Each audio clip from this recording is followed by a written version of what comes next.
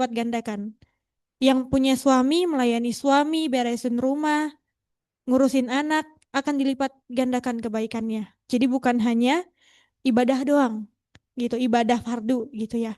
Nah, selain dua hal itu tadi, ada satu hal yang harus kita tingkatkan di era sekarang. Apa itu? Empati.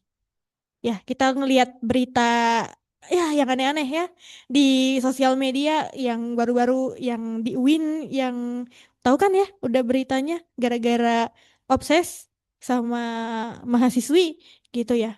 Apa? Empati yang kurang. Apalagi khususnya kaum muslimin.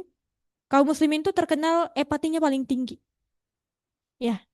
Dan salah satu cara kita berempati itu adalah menebar manfaat. Nah, kira-kira teman-teman lebih banyak mana menebar manfaat di tahun kemarin apa tahun ini? Atau ah biasa aja, sama aja gitu. Oh, ini jawab sendiri-sendiri aja. Kenapa saya tanya teman-teman? Karena em, Allah itu nggak suka hambanya yang stuck, ya. Allah itu sukanya jika dia kemarin satu, maka hari ini dua. Jika tahun kemarin dia satu, maka tahun ini dua. Lebih baik ya, jangan sama aja. Teman-teman semuanya, tadi sahur pakai apa? Nasi, iya. Lauknya apa? Ada lauknya pasti ya, nggak nasi doang kan ya? Iya. Nanti buka puasa udah merencanakan mau buka pakai apa? Iya. Teman-teman semuanya, kenapa tadi saya bilang empati, tebar manfaat gitu ya? Itu berhubungan erat dengan kita kaum muslimin, apalagi di bulan Ramadan hari ini. Teman-teman masih bisa sahur, masih bisa, masih bisa membeli untuk berbuka. Tapi next Kak, lagi, lagi. Iya, terus, terus. Ya, lagi. Oke. Tapi teman-teman, em, kalau saya itu selalu bilang kebaikan itu tidak boleh berhenti di diri kita sendiri, terutama kita kaum muslimin. Rasulullah itu selalu bilang kalau kaum muslimin itu seperti satu tubuh. Kalau diibaratkan, misalkan tangan kanan teman-teman terkilir, apakah yang demam hanya tangan kanan atau seluruh tubuh? Seluruh tubuh. Itu ibaratnya, itu Rasulullah yang memberikan ibarat. Nah, lantas apa hubungannya dengan kita? Jadi teman-teman bisa lihat di depan, ya. Em, di pedalaman yang ada kekurangan guru ngaji.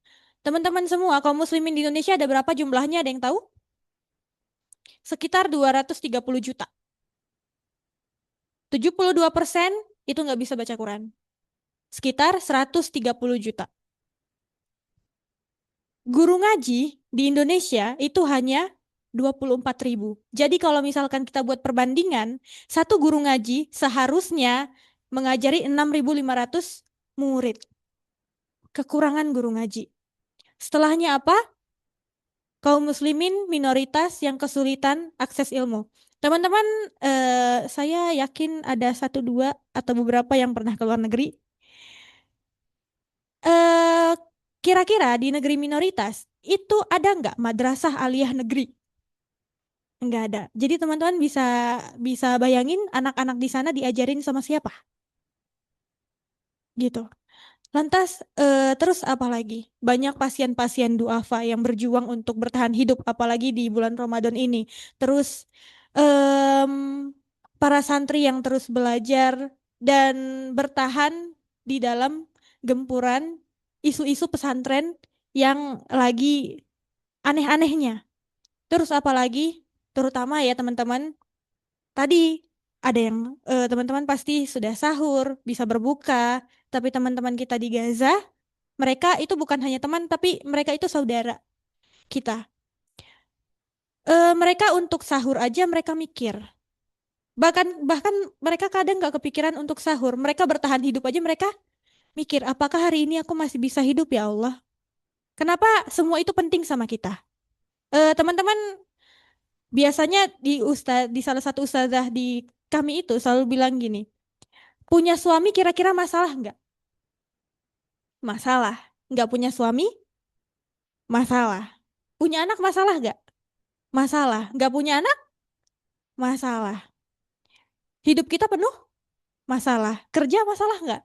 Masalah. Nggak kerja? Masalah gitu. Hidup kita penuh dengan masalah. Lantas kenapa kita harus peduli sama orang lain? Padahal masalah kita itu udah banyak.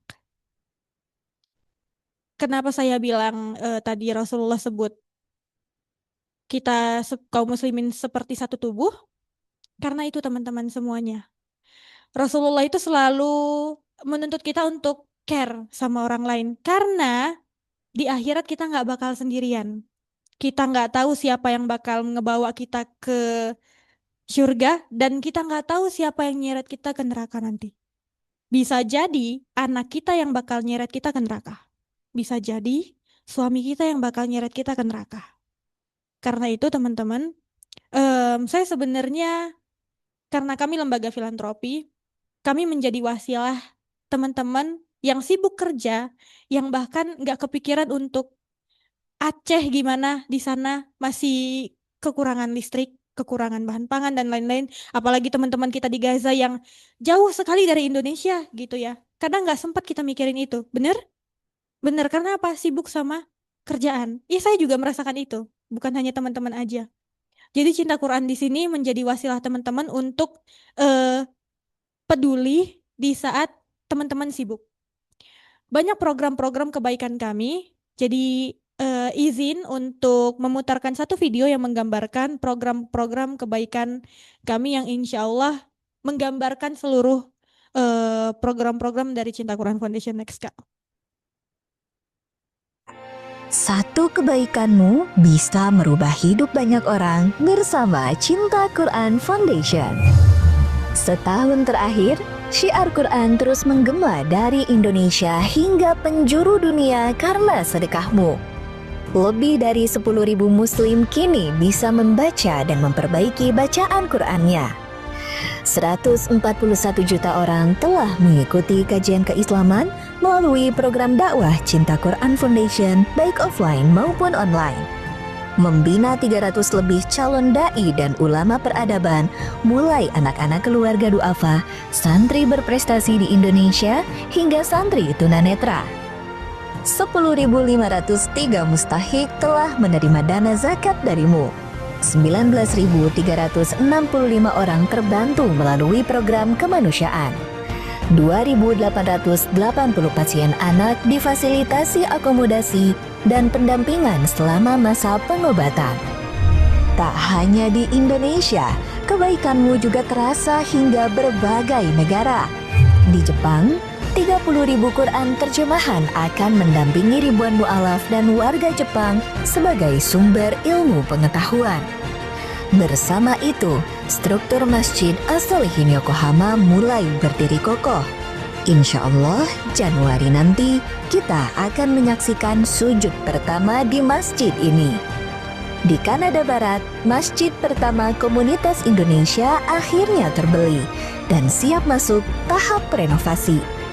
Sedangkan di Australia, pembangunan Islamic Center Baitul Makmur terus dipercepat. 2 properti telah berhasil dibeli untuk memperluas masjid yang kini menjadi pusat ibadah terpenting bagi muslim di Leeuwarden. Mohon doa dan dukungannya. Karena pembangunan Islamic Center di Spanyol dan Swiss sebentar lagi akan menjadi bagian dari perjuangan kita. 30.296 korban kita juga menjangkau Indonesia, Palestina, dan Uganda. Dalam waktu dekat, kita segera memulihkan dan menghidupkan kembali masjid-masjid bagi saudara kita korban bencana di Sumatera. Kita telah mempertemukan ribuan hati dalam event spiritual terbesar, Amazing Muharram 14 yang sukses terselenggara di Indonesia dan Jepang.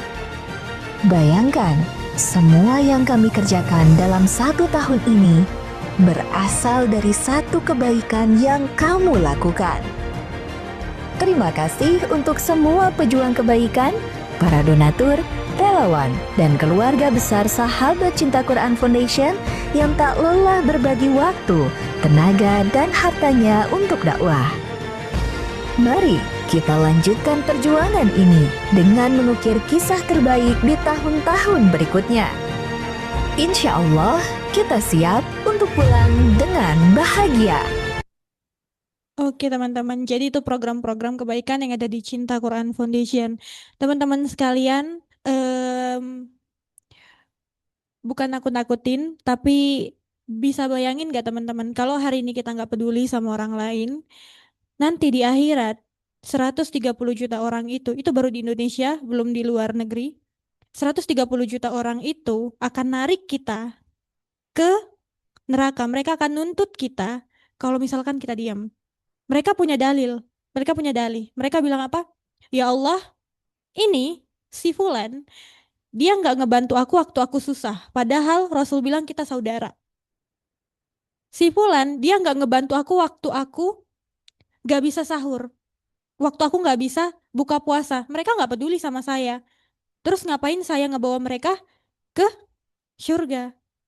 Maka kami peduli sama teman-teman semuanya, terutama yang lagi sibuk untuk kita berbagi bareng. Next, Kak. Satu Iya.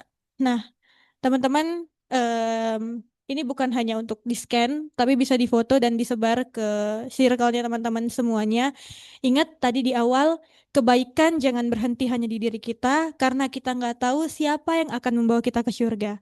Kalau misalkan teman-teman mau berdonasi di tempat langsung, ada kotak hitam yang tulisan Cinta Quran Foundation, ada QRIS di sana, dan kalau misalkan teman-teman membawa tunai, bisa ditunaikan saja. Kalau gitu, lebih kurangnya saya mohon maaf. Saya mau tanya untuk mengetes ke fokusan teman-teman semua. Ada yang ingat gak nama saya siapa? Saya sudah sebut tadi. Oke, sekali lagi nama saya Alfi. Kalau ketemu di jalan harap disapa. Apa? Alfi, iya. Memang agak narsis orangnya. Assalamualaikum warahmatullahi wabarakatuh.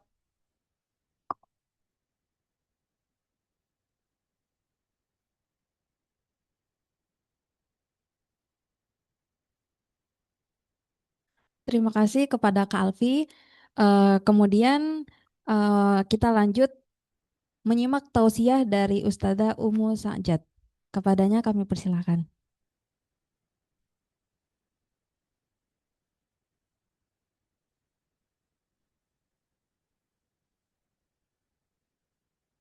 Bismillah.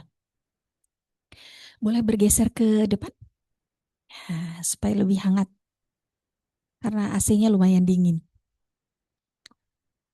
Terima kasih teman-teman.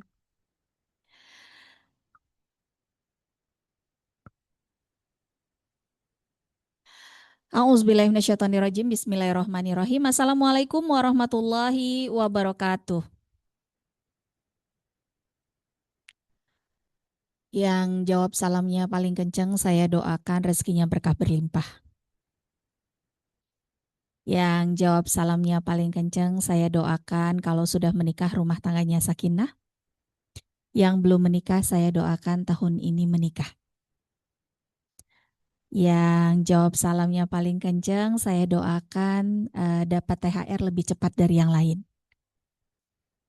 Oh, udah, bisa.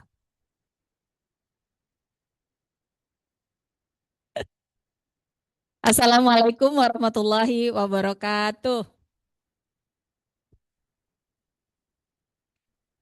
Inna hamdalillah nahmaduhu wa nasta'inu wa nastaghfiruhu wa na'udzubillahi min sururi anfusina wa min sayyiati a'malina. May yahdihillahu fala mudhillalah wa may yudhlilhu fala hadiyalah. Asyhadu an la ilaha illallah wahdahu la syarikalah wa asyhadu anna Muhammadan abduhu wa rasuluhu la nabiyya ba'da ila yaumil qiyamah. Rabbi shrahli sadri wa yassirli amri wa hlul 'uqdatam min lisani yafqahu qawli. Rabbi zidni ilman nafi'an warzuqni fahman wasi'an wa amalan mutaqabbalan. Subhanallah walhamdulillah wala ilaha illallah Allahu akbar la haula wala quwata illa billahil alil azim. Allah tuh baik banget ya teman-teman sama kita ya. Tahu banget kita nih dosanya masih bejibun. Makanya masih dikasih napas sampai sekarang buat membersihkan diri dari semua maksiat-maksiat, kesalahan, dosa-dosa, semua khilaf yang kita lakukan di tahun-tahun berikutnya. Allah tuh baik banget ya sama kita semua teman-teman. Sampai sekarang kita masih diberikan kehidupan supaya nanti kita bisa pulang dalam kondisi tenang, dalam kondisi bahagia, gak deg-degan, gak was-was, gak takut. Karena amal kita sudah cukup. Allah tuh baik banget ya sama kita. Masih menggerakkan hati kita semuanya yang hadir di sini, termasuk yang sekarang ada di Zoom. Assalamualaikum teman-teman yang ada di Zoom. Allah tuh masih baik banget sama kita, sayang banget sama kita. Atau mungkin lebih tepatnya kasihan ngelihat kita yang hidupnya masih sangat jauh dari taat, tapi hari ini Allah lembutin hati kita semuanya. Bisa ngumpul di sini, bisa ketemu di sini. Karena kita semua sebetulnya punya pilihan untuk tidak hadir di ruangan ini. Saya baru dapat undangan untuk ngisi di sini tuh 2 hari yang lalu. Termasuk mendadak sih. Biasanya Lintas Arta tuh sebulan atau 2 bulan sebelumnya tuh ya udah ngajuin. Saya juga agak kaget waktu 2 hari yang lalu dapat dapat WA dari teman-teman panitia, bisa nggak ngisi tanggal 27? Duh, dadakan amat saya bilang gitu. Bentar ya, saya pagi itu ada jadwal syuting sebetulnya. Apakah sudah selesai di sebelum jam 10.30? Kalau sudah selesai saya insya Allah bisa hadir, tapi kalau tidak mohon maaf ya. Padahal saya bisa aja sih bilang sama panitianya, mohon maaf saya sibuk. Iya kan? Iya. Saya punya pilihan kok, karena di rumah saya juga punya anak kecil umur 9 tahun, kelas 3 SD yang jam 11 tadi dia sudah pulang sekolah. Dan waktu saya jalan ke sini abinya bilang, tuh anaknya nanyain tuh emaknya kemana katanya. Bilang ya Umi lagi berdakwah di jalan Allah gitu ya. Dan teman-teman juga punya pilihan kok untuk tidak duduk di ruangan ini siang hari ini. Saya yakin teman-teman sebagian pasti lelah, sebagian ngantuk karena mungkin tadi setelah sahur tidak istirahat dan tidur lagi karena jam kerja nggak berubah ya? Berubah. Jadi jam berapa? Lebih cepat. Oh, pulangnya lebih cepat, jam masuknya sama. Nah, saya kebayang gimana ngantuknya teman-teman, apalagi di ruangan yang sedingin ini, kemudian dari pagi sampai dengan menjelang zuhur tadi sudah sangat lelah, teman-teman bisa memilih untuk tidak hadir di ruangan ini. Tapi keren banget loh. Mau datang, mau hadir, mau duduk di sini, mau berlelah-lelah dan bercapek-capek. Terima kasih banyak teman-teman semuanya. Dan itu semuanya karena kasih sayang Allah. Allah yang melembutkan hati kita semuanya, menggerakkan kita semuanya, mengumpulkan kita di sini di sebuah majelis ilmu yang di sini yang hadir bukan cuma hanya kita, tapi ada ribuan malaikat yang selama kita duduk di sini, semua malaikat itu juga mendoakan kita. Maka selama ada di majelis ilmu ini, perbanyak zikir, perbanyak istighfar sambil dengerin materi nanti. Terus kalau teman-teman mau doa, doa dalam hati, doa kebaikan, semuanya diaminkan sama malaikat. Mudah-mudahan pulang dari sini tiba-tiba yang masih jomblo udah ada tuh nanti yang datang ke rumah. Bapak, Ibu, saya berniat tuh. Dibayangin aja dulu kan, soal kejadiannya kapan nanti aja terserah Allah. Tapi dibayangin dulu kan. Teman-teman semuanya, ini kajian muslimah pertama sepanjang Ramadan. Minggu lalu udah. Oh, minggu lalu udah ada, ya. Hari ini kita mau diskusi soal citra diri, ya, self image. Saya dapat amanah dari panitia untuk ngasih pencerahan. Saya bilang apa yang mau dicerahin? Orang di sini wajahnya udah cerah-cerah semuanya, kan ya? Ini kayaknya sering datang ke Sosiola ya? Iya ya, iya. Iya ya, tester ya, dapat tester sama lumayan lah ya. Bicara tentang citra diri. Ada mungkin teman-teman di sini yang mau speak up, apa sih citra diri itu? Saya juga baru nyari tahu tuh kemarin, apa ya citra diri itu? Adakah di antara teman-teman yang tahu apa itu citra diri? Citra diri saya nggak tahu, tapi citra kirana saya kenal. Citra diri itu kalau dalam ilmu psikologi teman-teman, itu adalah bagaimana cara kita memandang diri kita sendiri. Jadi bukan bagaimana orang memandang diri kita, tapi bagaimana cara kita memandang diri kita sendiri. Nah, sekarang saya mau ngajak teman-teman untuk memandang diri sendiri. Nggak gitu konsepnya, bukan gitu konsepnya.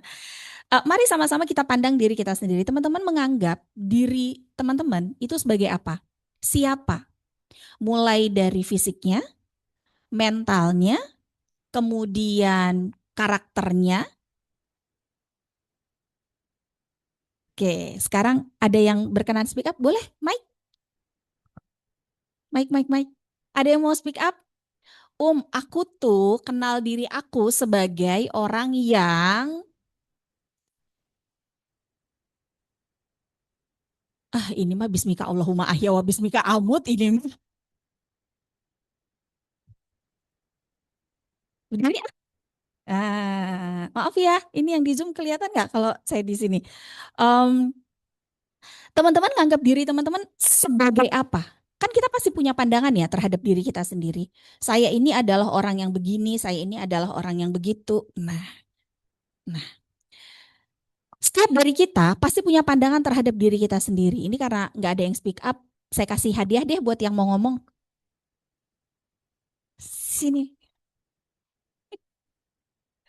silakan ada yang mau speak up. Nanti kalau yang mau bicara, memandang diri sendiri sebagai apa, nanti teman-teman saya kasih hadiah, saya kasih produk dari Ala Nabi, Fitmi Nutro, untuk bantu kesehatan teman-teman semuanya. Tapi nanti dikirim ya hadiahnya, nggak di sini. Karena soalnya nggak saya bawa. Silahkan. Aku ngelihat diri aku sebagai seseorang yang secara mental, aku udah selesai nih sama diriku sendiri. Nggak ada lagi nih masalah-masalah. Apa sih yang namanya itu? Anxiety, depressive disorder, apa? Overthinking. Enggak, no. That's not me, ya. Apa lagi? Astagfirullahalazim, ya. Over pede banget. Kalau nggak diri kita sendiri yang pede, siapa yang bikin kita jadi pede kan? Walaupun aku bertubuh gemoy seperti Umi, tapi aku nggak pernah ngerasa aku gendut. Selalu mindset aku 55. Walaupun timbangan 75, nggak apa-apa gitu. Silakan ada yang mau speak up? Ya silakan, terima kasih. Dengan Mbak siapa? Desi. Mbak Desi. Assalamualaikum warahmatullahi wabarakatuh. Waalaikumsalam warahmatullahi wabarakatuh.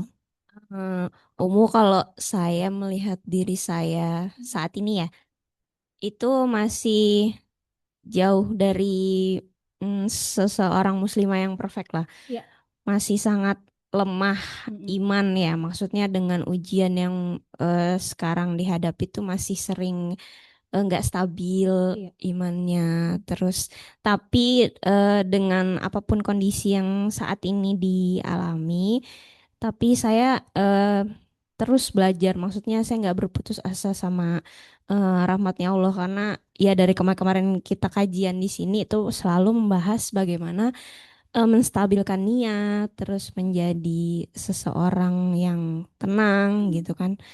Eh, itu jadi di kajian ini pun saya kayak ngerasa kayak di recharge ya. Maksudnya di sini tuh kayak entah ada apa ya, booster mungkin tadi kan Umu bilang ada banyak malaikat di kita saat kita menimba ilmu ya. Mungkin itu booster dari Allah ya. Kita nggak bisa ngeliat gitu, maksudnya kita nggak bisa ngeliat malaikat gitu, tapi booster itu berasa sih kalau saya ya. Jadi dari semua yang udah yang sedang dialami itu saya merasakan bahwa saya setidaknya selemahnya diri saya, tapi setidaknya saya masih tidak berputus asa dari rahmat Allah dan masih ada giroh untuk berjuang gimana caranya menstabilkan niat, recharge iman lagi. Masya Allah, keren banget. Nggak heran Lintas Arta terus bertumbuh ya. Karena timnya semuanya sekeren ini. Aplaus dong buat diri sendiri. Gue keren ya. Iya. Teman-teman yang disayang Allah, terima kasih banyak Mbak Desi sudah memberikan penilaian terhadap diri sendiri. Kalau kita ambil range 1 sampai dengan 10, teman-teman menilai diri sendiri di angka berapa? Ada yang 8? Ada yang berani menilai diri sendiri 10? Ada yang malas cuma separuhnya? Di angka 5? Diangkat sedikit ya, ya udahlah 5,1 lah. Udah. Ini dia nih, toko sebelah lebih mahal. Dah, di sini aja ngambilnya ya.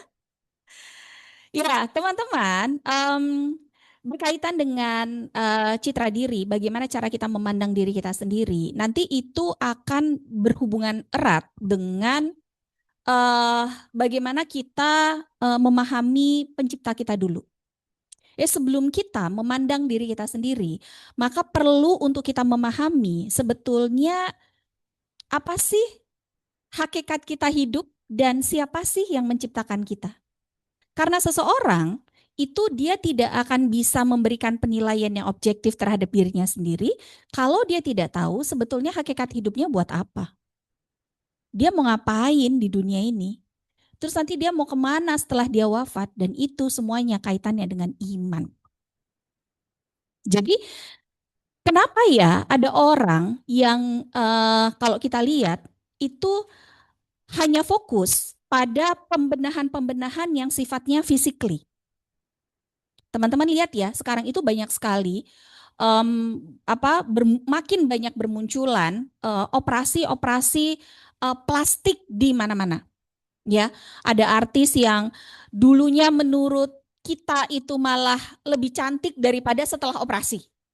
Ya, mungkin teman-teman juga tahu gitu. Terus ada orang yang udah putih masih kurang putih lagi, dia operasi lagi. Ada yang hidungnya udah mancung masih kurang mancung lagi, dia operasi lagi. Ada yang. Apa sih yang sebetulnya dikejar dari pencapaian dari aspek fisik? Berarti dia menganggap fisik itu adalah sesuatu yang sangat penting. Nah, kenapa begitu? Kenapa di dunia ini, teman-teman, itu bermunculan wanita-wanita yang mereka itu fokus pada pembenahan fisik dan menganggap bahwa citra diri, self-image, itu akan bertambah bila dia punya fisik yang bagus. Karena kita hidup di zaman kapitalis. Yang semuanya serba dihitung pakai angka. Serba dihitungnya pakai duit. Serba dihitungnya dengan materi. Dan itu yang kita lihat di sosial media kan. Capek nggak sih ngeliatin sosial media? Kadang-kadang ya, saya tuh kadang-kadang ada di titik yang capek loh teman-teman ngelihat sosial media. Aduh ini lagi gitu. Makanya sampai ada orang yang pernah melakukan detox sosmed ya. Sebulan, 2 bulan, 3 bulan dia memilih untuk nggak ngikutin sosmed karena sosial media itu membuat dia akhirnya ke distract sama apa yang menjadi harusnya fokus hidupnya. Kita jadi ngerasa badan kita kurang tinggi. Kita jadi ngerasa berat badan kita jadi terlalu over. Kita jadi ngerasa penampilan kita lain sendiri dibandingkan yang lain. Kita jadi ngerasa kalau belum nyiapin sarimbitan buat lebaran jadi aneh sendiri. Ya, di tengah sekarang sosial media lagi rame banget open PO sarimbitan volume 2 dan 3. Volume satunya kan udah sebelum puasa kemarin kan. Dapat harga berapa sarimbitannya? Tuh. Kita tuh akhirnya sibuk dengan yang itu, dengan semuanya yang sifatnya materi. Dan itu semuanya kan untuk memperbaiki penampilan kan. Salah nggak dengan itu? Enggak sebetulnya, nggak ada yang salah dengan itu. Tapi kadarnya terlalu over, dosisnya kebanyakan. Merawat diri itu perlu, tetapi berlebihan itu jangan. Akhirnya kita akan gagal fokus dan pecah fokus dan tidak fokus pada apa-apa yang harusnya menjadi hal yang utama. Coba deh lihat pemilihan Miss-Missan. Memang ada pemilihan Putri Indonesia yang berat badannya 85 kilo. Enggak ada kan? Kenapa enggak ada? Ya kan beauty. Nah berarti apa? Kecantikan fisik itu masih dilihat bahwa yang kurus itu yang terbaik, bahwa yang rambutnya lurus itu yang terbaik, atau kalau dia yang hidungnya mancung itu yang terbaik dan seterusnya. Berarti sekarang ini banyak orang yang dia menjadikan patokan penampilan sebagai salah satu indikator self image. Makanya banyak yang akhirnya jadi under PD. Aku kan, aku kan pernah nonton film apa namanya? Yang dibintangi sama Reza Rahadian, terus siapa namanya? Yang badannya gendut, Imperfect ya? Imperfect ya? Nah, pernah nonton nggak teman-teman? Imperfect. Nah, itu kan sebetulnya adalah gambaran teman-teman kita atau malah diri kita sendiri yang kita under PD dengan kapasitas fisik kita. Jadi akhirnya aku nih siapa sih? Aku nih cuma remah-remah tenggo di dalam kaleng kongguan. Kalau rengginang kan terlalu kearifan lokal ya, agak naik dikit tuh. Gitu. Itu yang pertama. Jadi self image kebanyakan dilihat dari ukuran materi. Kemudian yang kedua, self image itu juga dilihat dari standar apa namanya mental. Nah, ini tuh yang sekarang lagi banyak banget dibahas di mana-mana. Soal kesehatan mental. Kita memandang diri kita sendiri, apakah kita sudah baik-baik saja? Apakah kita kalau lagi dapat masalah kita bisa mindfulness? Inhale, exhale ya. Apakah begitu? Atau kita tipe yang begitu dapat masalah, tolongin banget, tolongin. Nggak bisa, nggak bisa, nggak bisa. Ini harus cepat dikasih tahu sama 1.500 follower gue. Nggak bisa, gue harus ngomong ini. Apakah kita tipe yang begitu? Atau kita tipe yang diem, sediem-diemnya ditanya apapun nggak mau jawab? Tipe yang kayak gitu, cuma kita yang bisa menilai diri kita sendiri. Karena kita nggak mau buka aib kita sendiri ya di sini ya teman-teman. Tapi, itu juga mempengaruhi ternyata self image kita. Aku ini ternyata orangnya paling nggak bisaan kalau dapat masalah. Langsung khawatir, langsung cemas, langsung apalagi, langsung keringet dingin, langsung takut, langsung overthinking, langsung mikirnya kemana-mana, langsung mikirnya yang enggak-enggak. Nah itu. Teman-teman yang disayang Allah, kita sama-sama buka Quran yuk. Buka Quran, Quran surat Ali Imran. Ayat 191. Nah, silakan dibuka. Ali Imran 191.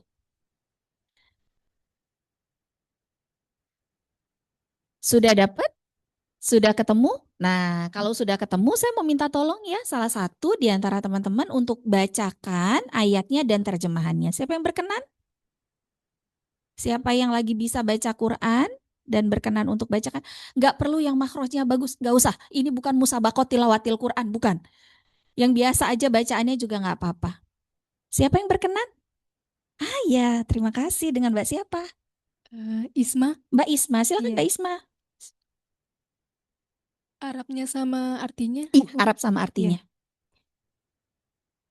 A'udzubillahi minasyaitonirrajim. Bismillahirrahmanirrahim. Allazina yadhkurunallaha qiyaman wa qu'udan wa 'ala junubihim wa yatafakkaruna fi khalqis samawati wal ard. Rabbana ma khalaqta hadza batila subhanaka fakina azabannar. Artinya, yaitu orang-orang yang mengingat Allah sambil berdiri, duduk atau dalam keadaan berbaring, dan mereka memikirkan tentang penciptaan langit dan bumi. Seraya berkata, "Ya Tuhan kami, tidaklah Engkau menciptakan semua ini sia-sia. Maha suci Engkau, lindungilah kami dari azab neraka." Sadaqallahul azim. Terima kasih banyak Mbak Isma. Teman-teman, ayat ini adalah ciri orang yang berpikir. Nah, jadi dia adalah lanjutan dari ayat sebelumnya. Jadi sebetulnya jadi satu kesatuan. Ali Imran 190 itu bicara tentang bagaimana proses beriman yang benar. Nah, ayat 191-nya itu bicara tentang ciri-ciri orang-orang yang berpikir. Karena untuk beriman ternyata perlu mikir. Beriman itu nggak boleh karena doktrin, karena keturunan, karena paksaan, karena cinta buta, nggak boleh. Dia harus karena berpikir. Nah, siapa orang yang berpikir itu, ciri-cirinya kayak gimana? Nah, ada di dalam ayat 191 itu tadi. Alladzina yadhkurunallaha qiyaman wa qu'udan wa ala junubihim. Mereka yang selalu mengingat Allah dalam kondisi berdiri, duduk atau berbaring. Wa yatafakkaruna fi khalqis samawati wal ard, dan mereka itu bertafakur, mikir tentang penciptaan langit dan bumi.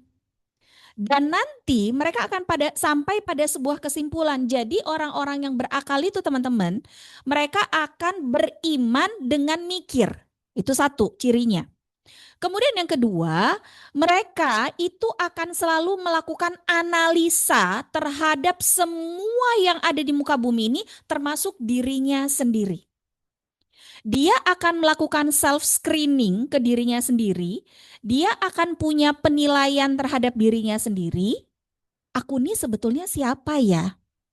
Aku ini sama Allah diciptakan terus ditaruh di dunia. Ini buat apa ya? Aku ini kerjanya di lintas arta mau ngapain ya? Aku ini punya orang tua Bapak A dan Ibu B itu kenapa ya? Aku ini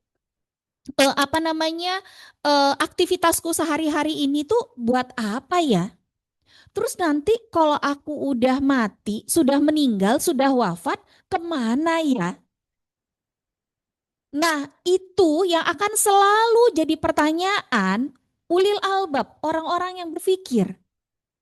Dan nanti mereka akan sampai pada sebuah kesimpulan. Apa kesimpulannya? Robbana ma khalaqta hadza batilan. Di ayat itu disebutkan. Ya Allah, ternyata benar ya.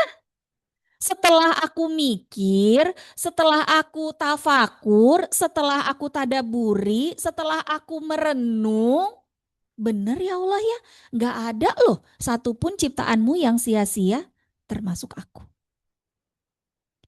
Ternyata ya Allah, hidupku ini di dunia penting ya? Iya. Kenapa sepenting itu hidup kita, para muslimah ini di dunia? Karena kata Allah di dalam Quran surat Al-Baqarah, teman-teman, Allah katakan apa? Bukan kutiba. Kalian adalah umat terbaik. Kuntum khairu ummah. Ukhrijat linnas. Ta'muruna bil ma'ruf wa tanhauna 'anil munkar wa tu'minuna billah. Ya Allah, Engkau nggak sia-sia untuk menciptakan siapapun, termasuk diriku. Aku ini tidak sia-sia Engkau ciptakan ya Allah. Kenapa? Karena aku ternyata dapat gelar khairu ummah. Yang dapat gelar khairu ummah itu bukan manusia ya teman-teman. Bukan semua manusia, mulai dari manusia pertama Nabi Adam sampai dengan manusia terakhir. Bukan. Yang dapat gelar dari Allah khair ummah, manusia kalau udah ada nggak lagi yang di atasnya? Dia udah yang the bestnya, top of the top. Yang di atasnya udah nggak ada lagi. Nah kita tuh dapat gelar itu dari Allah. Kuntum khairu ummah. Kalian-kalian ini kata Allah. Kita-kita ini yang ada di ruangan ini. Yang muslimah ini kata Allah itu adalah khair ummah. Umat terbaik ukhrijat linnas. Di antara seluruh manusia. Wih keren banget tuh. Kita yang terbaik di antara manusia-manusia yang lain. Kenapa jadi yang terbaik? Karena kita memilih Islam. Kenapa kita memilih Islam?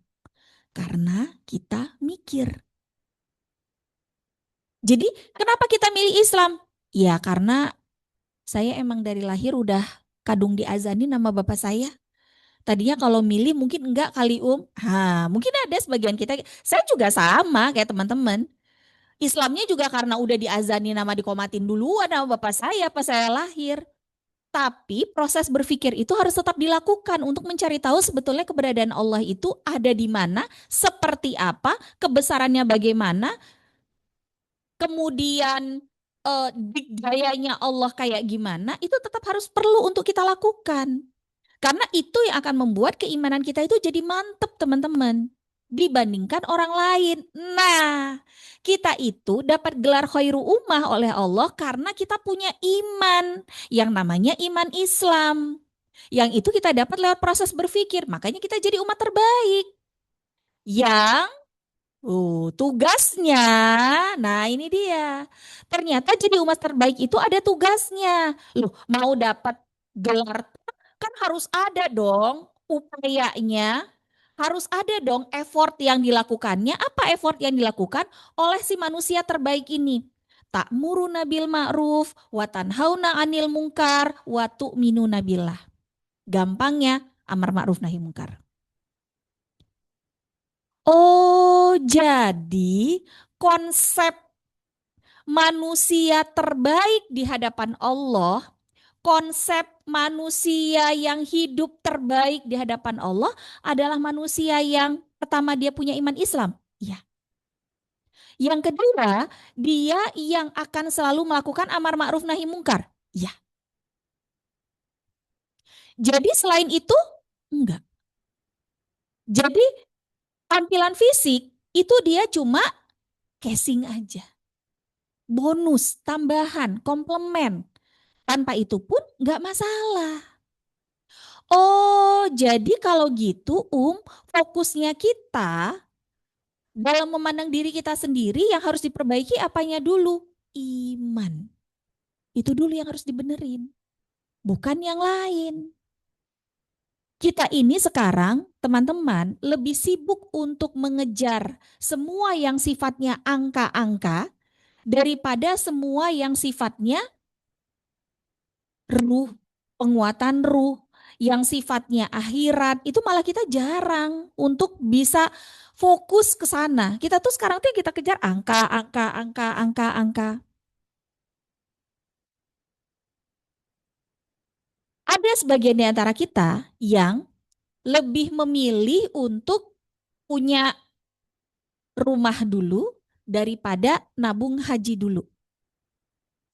Ada sebagian dari kita yang lebih memilih punya kendaraan dulu daripada umroh dulu. Saya dan Ustadz Fatih teman-teman itu banyak menemani teman-teman artis hijrah. Sebagian besar dari mereka sebelum hijrah belum pernah umroh. Haji apalagi. Duit ada, banyak. Orang kalau lagi pas break sinetron, kalau yang tiap hari tayang apa namanya? Stripping, kan ada istirahatnya tuh mereka. Biasa kadang-kadang dapat istirahat 2 hari, 3 hari. Mereka pergi ya kemana coba? Ke Singapura. Ngapain? Belanja, shopping cuma karena capek sama syuting. Yang paling dekat mana? Singapura, shopping. Berarti duitnya apa? Ada, tapi kepikir nggak buat umroh? Nggak pernah kepikir. Kepikirnya apa? Aku harus punya tas bagus, aku harus punya sepatu bagus, aku harus punya baju bagus karena aku dilihat oleh banyak orang. Penampilanku itu sangat penting. Itu. Setelah hijrah, baru kepikir untuk umroh, baru kepikir untuk haji. Kemana aja kemarin-kemarin sebelum hijrah, begitulah kita. Kita sekarang fokusnya banyak ke angka-angka. Padahal kata Allah, itu tuh gak penting. Yang penting itu, yang pertama adalah benahi dulu imanmu. Itu satu. Lalu kemudian yang kedua, apa yang harus dibenahi agar kita punya self image yang baik ke diri kita sendiri. Yang kedua adalah mencari tahu kenapa kita hidup di dunia. Dari mana? Ngapain di dunia? Kemana nanti kita setelah meninggal? Oh, gitu ya. Pertanyaannya, sudah pernahkah pertanyaan itu muncul dalam benak kita?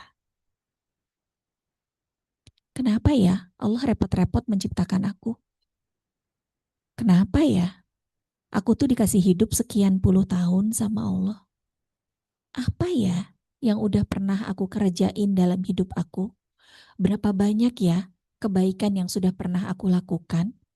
Dan berapa banyak ya salah-salah yang udah pernah aku buat? Allah nerima gak ya semua amal yang aku lakukan selama aku hidup di dunia.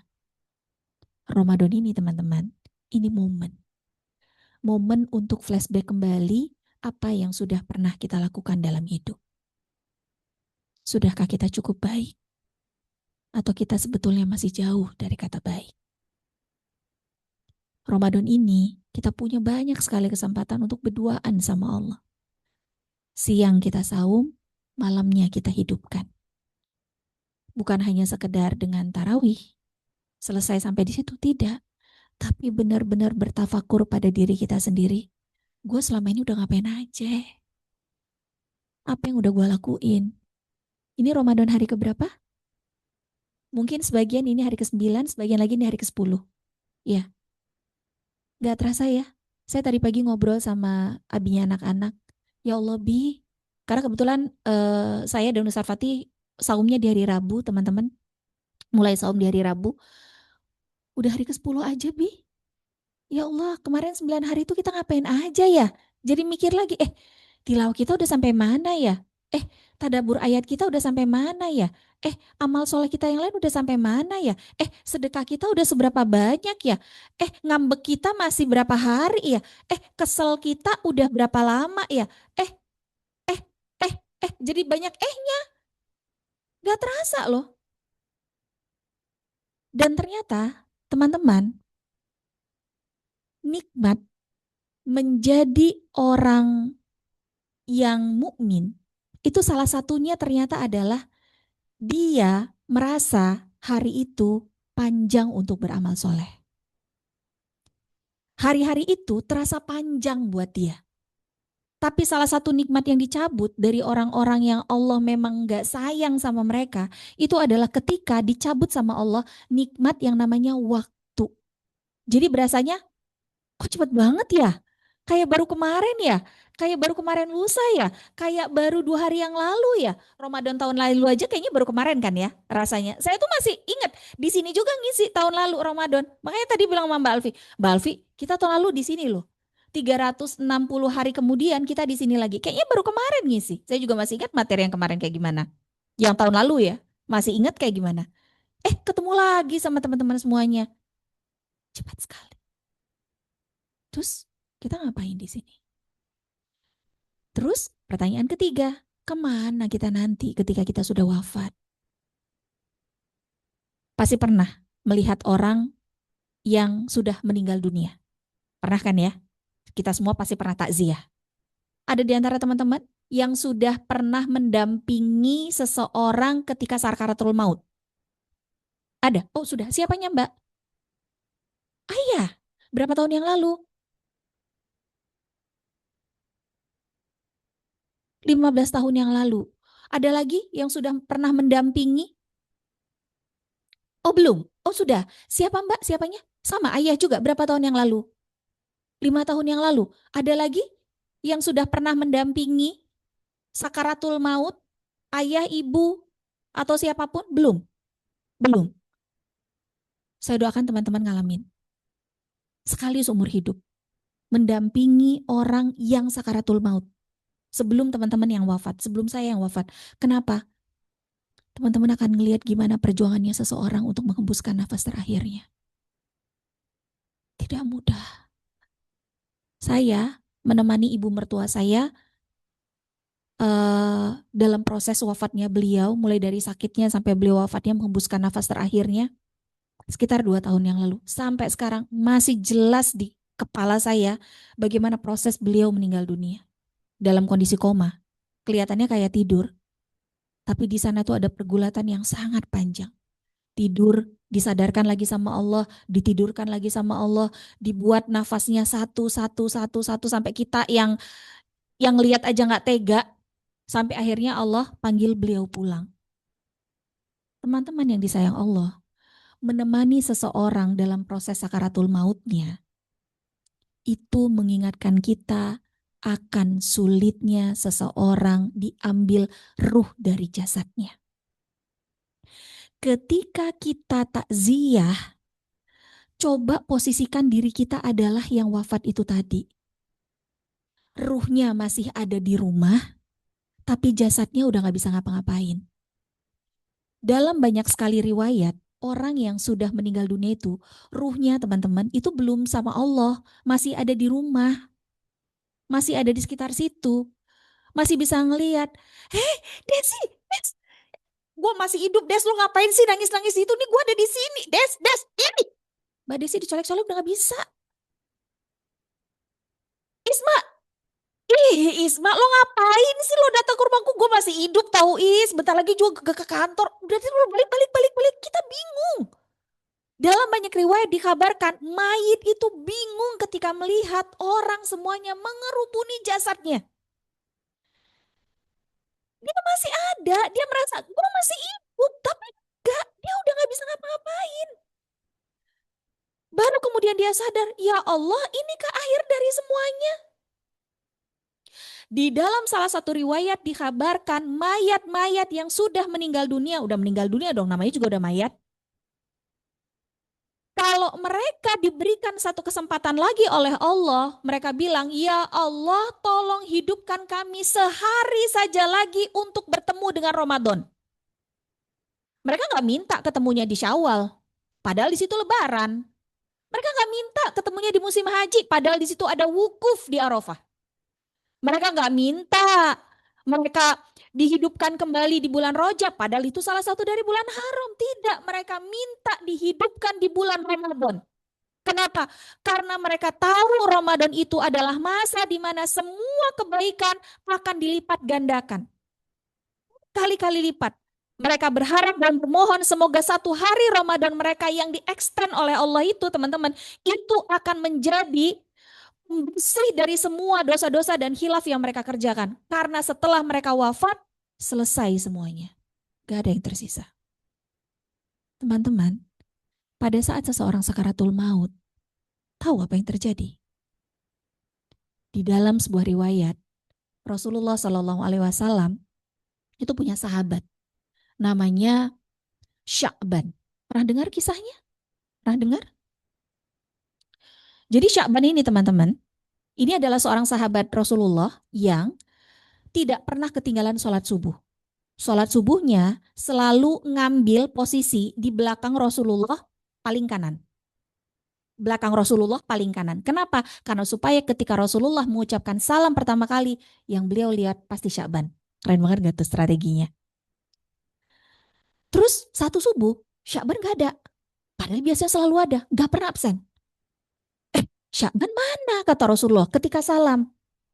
Ya Rasulullah, Sya'ban gak ada. Loh kemana? Ada yang tahu gak? Gak ada toh. Ya Rasulullah gak ada yang tahu, gak ada yang tahu. Kok gak ada yang tahu sih kemana Sya'ban? Gini deh, aku mau ke rumah Sya'ban. Karena tumben, gak mungkin nih Sya'ban, gak biasa-biasanya dia begini. Berjalannya Rasulullah bersama dengan para sahabat ke rumah Sya'ban. Diberitahu oleh salah satu sahabat, ya Rasulullah rumahnya di sana. Teman-teman tahu, jarak dari Nabawi sampai ke rumahnya Sya'ban, Masjid Nabawi ya, sampai ke rumahnya Sya'ban itu, Rasulullah berjalan dari habis subuh, baru sampai di rumahnya Sya'ban duha. It means kira-kira 2 jam perjalanan. Berarti Sya'ban tiap subuh 2 jam, 2 jam, 2 jam, 2 jam. Iya kan? Iya. Sya'ban habis subuh 2 jam, 2 jam, 2 jam, 2 jam. Terus begitu nyampe di rumahnya Sya'ban, ketok pintu tuh Rasulullah. Tok tok tok tok tok, assalamualaikum, keluar. Dijawab, yang jawab perempuan, waalaikumsalam. Kalau laki-laki kan jawab, waalaikumsalam kan gitu ya. Nih, waalaikumsalam. Dibuka pintu. Ya Rasulullah, seorang perempuan yang buka pintu. Mohon maaf, ini rumahnya Sya'ban. Betul ya Rasulullah, saya ingin bertemu dengan Sya'ban. Beliau ada, ya Rasulullah, aku istrinya. Sya'ban tadi malam meninggal dunia. Dan sekarang sudah dimakamkan tadi pagi, begitu habis subuh langsung dimakamkan. Innalillahi wa inna ilaihi roji'un. Rasulullah bertanya, bagaimana kondisi Sya'ban menjelang sakaratul mautnya? Tuh, Rasulullah kepo bagaimana air hidupnya seseorang. Ya Rasulullah, aku bingung, kata istrinya. Suami aku berteriak. Dia berteriak 3 hal ya Allah, dan aku bingung teriakannya. Apa teriakannya? Kata Rasulullah. Yang pertama, aduh, kenapa kurang jauh? Yang kedua, ya Allah, kenapa kurang banyak? Yang ketiga, ya Robbi, kenapa kurang baru? Bingung gak tuh? Lalu Rasulullah berkatakan begini, teman-teman. Ketahuilah, ketika seseorang sedang dalam posisi sakaratul maut, maka akan dibuka semua penghalang-penghalang dari matanya. Akan diperlihatkan semua amal-amal yang dia lakukan. Baik buruk, baik buruk, baik buruk, baik buruk, baik buruk, semua akan berkelebat di matanya. Dan pada saat itu seseorang akan menyesali apa yang dia lakukan selama hidup di dunia. Ya Rasulullah, suamiku berteriak kurang jauh. Maksudnya apa? Sya'ban menyesal. Kenapa Masjid Nabawi kurang jauh posisinya dari rumahnya? Karena ketika dia sakaratul maut, Allah itu memperlihatkan Sya'ban, ini hadiah untukmu karena engkau selalu sholat subuh di masjid. Tapi Sya'ban teriak, ya Allah kenapa kurang jauh? Kalau tahu hadiahnya segini, aku mau yang lebih banyak, kurang jauh ya Allah. Tapi udah telat. Yang kedua, kenapa kurang baru? Kenapa ya Rasulullah? Sya'ban itu ternyata teman-teman, tiap kali dia mau pergi ke masjid, dia pakai baju 2 lapis. Satu baju baru, satu baju bekas. Nah, ketika dia mau berangkat ke masjid, baju baru yang dia kasih, baju yang dia pakai itu selalu dia lepas, dia kasih sama pengemis, orang-orang yang membutuhkan. Suatu hari dia ngasih itu sama orang yang yang bajunya itu udah sangat compang-camping. Yang dia kasih adalah baju bekas. Baju barunya dia keep. Jadi Allah tuh ngasih lihat sama Sya'ban, Sya'ban nih hadiah ya buat kamu, soalnya kamu udah ngasih baju second sama orang ini. Sya'ban bilang, ya Allah kenapa kurang baru, harusnya aku waktu itu ngasihnya yang baru aja, harusnya yang lama yang aku keep, bukan yang baru yang aku keep, ya Allah nyesel. Terus kalau kurang banyak, jadi satu hari Sya'ban itu lagi duduk di teras rumahnya lagi sarapan. Datang seorang pengemis, Pak, lapar Pak. Sama Sya'ban dia punya roti, rotinya dibagi 2. Separuh dia kasih buat pengemis itu, separuh buat dia. Kata Allah, Sya'ban ini hadiah untukmu karena engkau sudah memberikan makan kepada seseorang yang sedang kelaparan. Sya'ban menyesal. Kenapa nggak aku kasih semua ya? Toh besok juga aku paling bisa makan lagi dan bisa makan lagi. Ternyata enggak, sudah selesai. Teman-teman yang disayang Allah, Ramadan ini bulan kita untuk banyak bertafakur. Kita ini sebetulnya pengen akhir hidupnya seperti apa? Sya'ban saja yang tergolong salah satu sahabat Rasulullah tidak pernah meninggalkan sholat subuh di masjid, melakukan banyak sekali amal-amal soleh, di akhir hidupnya tetap menyesal. Menyesal kenapa? Dia enggak lebih banyak. Kenapa enggak lebih baru dan kenapa enggak lebih jauh? Kalau Sya'ban saja menyesal, lah kita nih gimana? Emang kita siapa? Segimana sih amal yang sudah pernah kita lakukan, sedang dan akan kita lakukan. Sampai-sampai kita sudah begitu yakinnya bahwa kunci surga itu sudah ada di tangan kita. Tenang saya udah punya kok. Saya udah punya ordalnya. Gak ada ya? Gak ada di antara kita yang punya ordal itu. Karena gak ada, makanya perasaan khawatir, takut, cemas, itu selalu harus ada di dalam diri kita. Jadi teman-teman yang disayang Allah, self-image yang harus dibangun dalam diri kita, self-image yang benar adalah yang pertama, cari tahu dulu Tuhan kita siapa. Berimanlah dengan cara berpikir, kemudian yang kedua, ketahuilah sebetulnya hidup kita ini buat apa, ngapain, dan akan kemana. Yang ketiga, setelah kita tahu, perbaiki diri, perbaiki amal, perbaiki akhlak, dan perbaiki adab. Dalam syariat Islam, akhlak itu dia pasti akan otomatis terbentuk ketika seseorang taat pada syariah. Udah, gak lain gak bukan, cuma itu. Maka kita tidak akan jadi fokus pada hal-hal yang sifatnya angka, materi. Dan kita juga gak akan fokus pada penilaian manusia. Bodoh amat orang mau ngomongin kita apa. Yang penting bagaimana penilaian Allah terhadap kita. Agak sulit sih. Teorinya memang gampang sih. Tapi kita tetap ngerasa perlu ada validasi kadang-kadang dari manusia. Seneng banget kalau ditanyain sama orang kalau kita lagi dalam kondisi gak baik-baik aja. Sekadar ditanya, are you okay? Kamu baik-baik aja? Kita misalnya lagi di rumah sakit, terus bikin story. Perlu istirahat. Yang betul, infusan ya. Seneng banget tuh kalau ada yang nanya, kamu kenapa di rumah sakit mana? Saya sakit apa? Kamu baik-baik aja? Ya, siapa kenal orangnya? Kenal orangnya? Ya, yaudah ya, disimpan di dalam hati saja ya. Teman-teman yang disayang Allah, terima kasih banyak. Ini karena waktunya cuma memang sangat terbatas, jadi saya doakan teman-teman bisa punya mindset self image yang benar ya. Fokus hanya pada penilaian Allah saja, tidak perlu adanya validasi-validasi dari manusia. Isi sosial-sosial media yang teman-teman punya untuk hal-hal positif yang akan membuat orang juga semakin dekat dan bertambah dekat dengan Allah. Teman-teman sendiri pun nggak akan gampang menghadapi kehidupan. Dan karena sudah ada yang tadi membantu membacakan ayat buat Mbak Desi, silahkan, terima kasih banyak. Ayat juga Mbak Isma. Nah, terima kasih banyak. Dan teman-teman yang lain juga, nanti kalau mau dapatkan produk Fit Me Nutro, itu boleh ada di depan nanti. Dan hari ini saya mau kasih souvenir buat teman-teman semuanya sebagai oleh-oleh dan kenang-kenangan karena sudah bertemu dengan Umu Sajat. Jadi saya mau kasih teman-teman box ini. Boxnya nanti boleh dibawa pulang, gratis gratis. Namanya juga oleh-oleh. Kalau bayar kan namanya beli ya. Ini boleh dibawa pulang, ini namanya Amazing Box, jadi ini adalah kotak kebaikan. Kalau teman-teman sudah mengisinya, dan biasanya kalau saya di rumah, ini saya isi waktu subuh. Jadi bantu saya dan anak-anak di rumah untuk bersedekah subuh, teman-teman. Juga abinya anak-anak, ini biasanya saya taruh di tempat yang paling gampang dilihat antara kamar dengan kamar mandi sebelum wudhu pada waktu subuh. Terus kami isi dengan berapapun yang kami punya di hari itu.